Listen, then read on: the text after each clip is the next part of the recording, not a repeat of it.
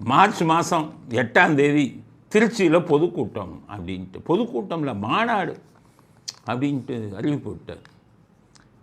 ஆனால் மார்ச் 8ன்னு எடுத்திருக்காரு. இவர் சிம்ம ராசிக்கும் ஜனிக்கு ஒத்தே வராது. எண் கணித நிபுணர்கள்லாம் அவருக்கு அட்வைஸ் பண்ணாங்களான்னு தெரியல. இவங்க வந்து 8ஆம் நாள் சிம்ம ராசிக்காரவங்க செஞ்சாலே அது உருப்படாது. எப்படியோ 8ன்னு பண்ணீங்க. அவங்க தான் பகுத்தறிவாதிகள்னு சொல்லிக்கிறவங்கல்ல, அதெல்லாம் நம்பிக்கை இல்லைம்பாங்க. அதெல்லாம் ஹோமம் பண்ணுவாங்க, பிரசாதம் வாங்குவாங்க, கயிறில் திருப்பதி கயிறெல்லாம் கட்டுவாங்க. ஆனால் 8 இதெல்லாம் வந்து பண்ணும்போது நாங்கள் பகுத்தறிவாதிகள் அப்படிமா. மார்ச் 8ஆம் தேதி மாநாடாம். எங்கே? திருச்சியில் 10 லட்சம் பேர் கூடுவாங்கங்கிறார்.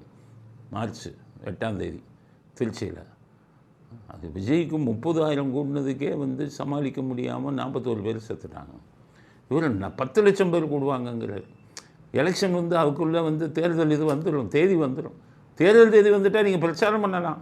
பொதுக்கூட்டம் தான். மாநாடு நடத்திக்கிட்டு 10 லட்சத்தை கூட்டினீங்கன்னா சரி, எப்படி 10 லட்சம் பேர் கரெக்டாக கூட்டம் வரும்னு எப்படி ஸ்டாலினுக்கு தெரியும்?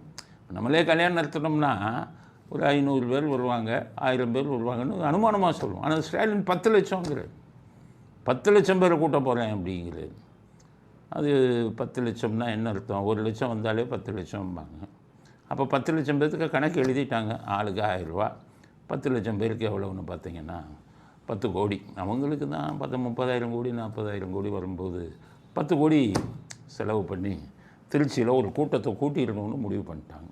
ஆனால் இந்த கூட்டத்தில் பாருங்கள், யாரும் சாக மாட்டாங்க. அவங்க கூட்டத்தில் எல்லாம் பண்ணணும். இதில் 30,000 பேர் வரும்போதே செத்துட்டாங்க. அதில் பாருங்கள் 10 லட்சம். ஆனால் 1 லட்சம் வந்தாலே அதை 10 லட்சம்னு இந்த சன் டிவிலையும் இந்த தினகரன்லையும் கருணாநிதி டிவிலையும் 10 லட்சம்னு போடுவாங்க.